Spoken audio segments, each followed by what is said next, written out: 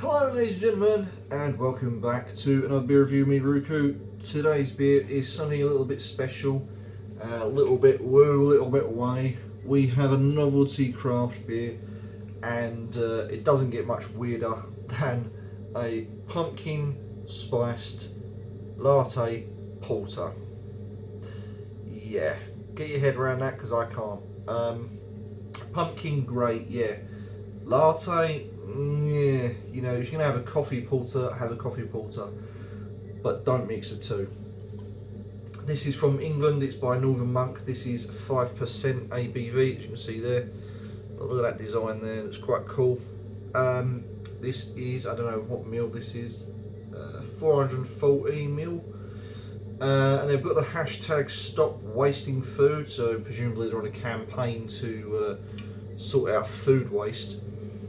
But it says here, the iconic flavour that comes around the same time every year, pumpkin spice latte, don't fight the hype. One thing that is year round is food waste. It's a +2 purpose, and Northern Monk believe our system is broken but can be fixed. We believe every single person should have access to food as a human right. This is how we end food waste. Donate today, find out more how you can help, and then they list their website with a QR code just on the bottom there. Now that's all great, ending food waste, don't get me wrong, I'm all for it. I'll you know, cheer them on as it were, but unfortunately with the governments and poverty and the way that they're taxing the shit out of everyone, it ain't going to end it. I'm not being funny, maybe even selling a few million of these won't solve the problem either. But I like what they're doing, you know, they're trying to be the good guys and they're trying to help out, so well done Northern Monk. Right, this should be good or it should be bad, who knows.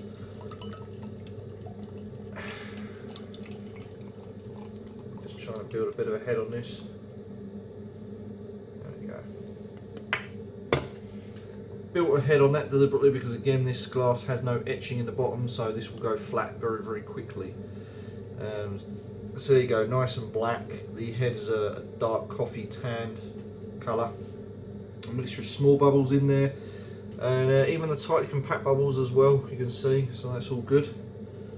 I don't think I've ever had such a weirder beer. Still some in there. Let's crack on with the aromas. I'll leave that there for a moment. Oh, Jesus Christ, that is spicy. That is spicy. That to me, that reminds me of cinnamon, clove, a touch of chilli. Although I don't think there is any chilli in here, it just smells like a little bit of a firiness to it. Definitely allspice, and I think also I'm getting a few bits of coffee here and there, just I'm not sure. More of a coffee bean of sorts, rather than like a roastedness or a chard or anything like that. It's just more of a coffee bean. Right, cheers everyone. It's the weirdest beer I think I'm ever going to try.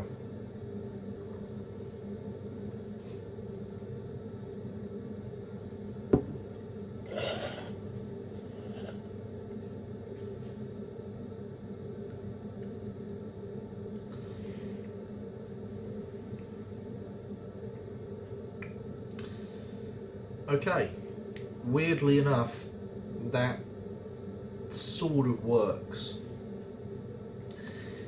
I get where they're going with this. A latte, I mean, I'm not a coffee expert, but I think if I remember rightly, a latte is like really milky, isn't it? It's like a really milky coffee with like so much head on it, or foam, whatever you call it.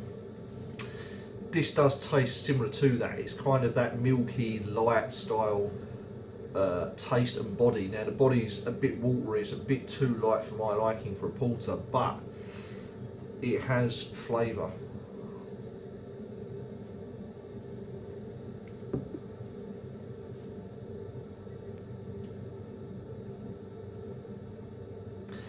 I don't really get the pumpkin. I'm desperately trying to seek it out, but I don't really get that. Maybe until sort of towards the end, but even then it's overrun by the latte. The spices are nice. It's like reminds me of a Christmas. Cinnamon, allspice, possible clove. And then I'm getting that latte sort of, it tastes like a milky latte, and then, because the body is very thin, by the way, it's so thin, it almost, if you was to do a blind taste test, wouldn't be far off a latte. You'd know this was a beer still, but you would kind of think, oh, okay, it does kind of taste latte-ish, and it does exactly what it says on the tin.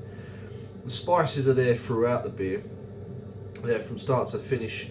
You get a real pungent hit at the start, and then it slowly just dies off, but it's still a good amount of spice, and it still hangs on.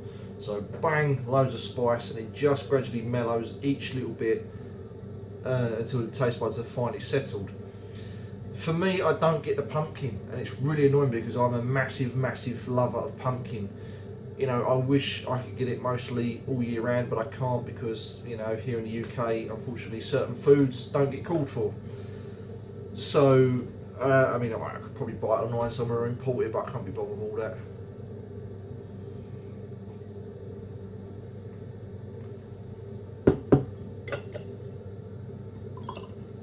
To me, I think two criticisms I have: the body's too light for me, and I don't get pumpkin, but the spice is overpowering, the body is a bit weak.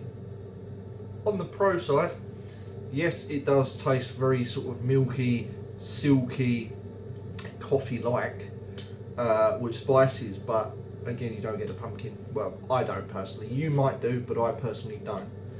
Because the spices, I think, are just a little bit strong, just a tiny bit strong. It's nice to have that flavour and that spice there and that warmth that the spice brings, but no, I don't get it. I'm sorry, but yeah, I'm going to score this a 5 out of 10. Look, it's a great gimmick. It's a great gimmick. A little bit out there, a little bit weird. Some people may say it's paid off.